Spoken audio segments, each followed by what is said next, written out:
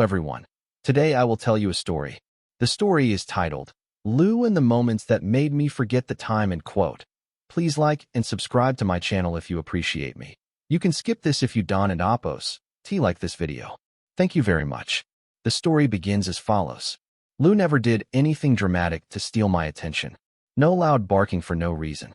No heroic rescues. No perfectly trained tricks that made people clap.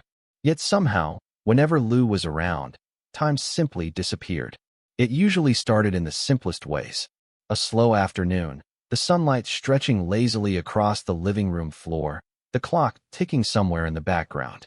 I would sit down just for a minute, maybe to check my phone or rest my eyes.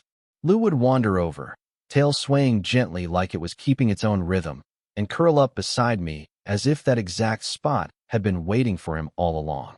At first, I noticed everything. The warmth of his body against my leg, the soft sound of his breathing, the way his ears twitched when a distant noise passed by. I told myself I would get up soon. Just one more minute. But Lou had a talent for stretching moments. He rested his head on my knee, eyes half closed, looking at me with that calm, trusting expression that said, "You're here. That's enough." And suddenly, the ticking clock faded. Minutes slipped into tens of minutes. Sometimes an hour passed without either of us moving. The world outside the window kept going. Cars passing, neighbors talking, clouds drifting. But inside that small shared space, everything slowed down. Lou didn't rush me. He never asked for anything except presence. And in that quiet companionship, I found myself breathing more slowly, thinking less, worrying less. Those were the moments that made me forget the time, not because something exciting happened, but because nothing needed to happen at all.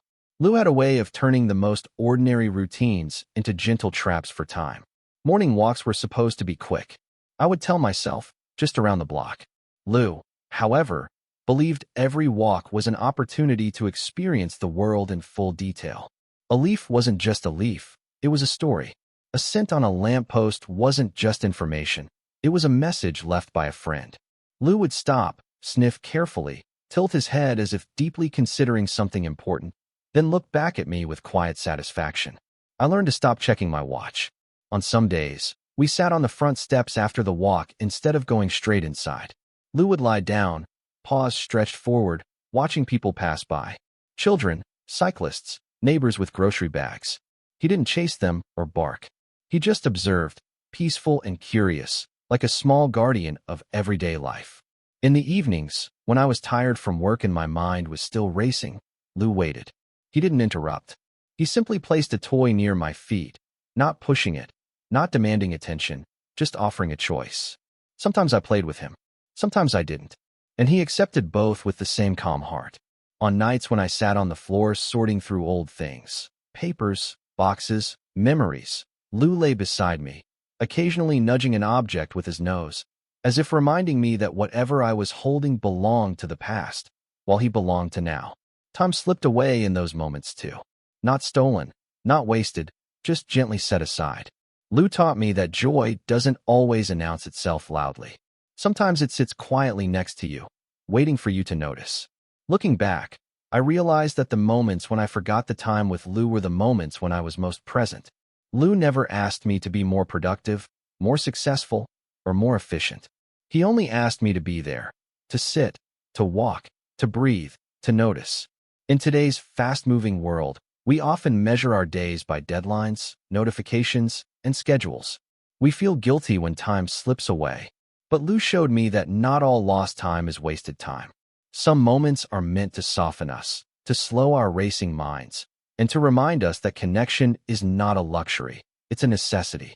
From Lou, we can learn to value small routines, to listen without needing to respond, and to share space without demands. Animals live in the present not because they don't understand time, but because they understand what truly matters within it. My advice is simple. Make room for moments that don't serve a goal. Sit with your pet. Walk without rushing. Let silence exist. When we respect animals as companions rather than accessories, we build relationships based on trust, patience, and quiet love. In those moments, time may disappear, but meaning stays.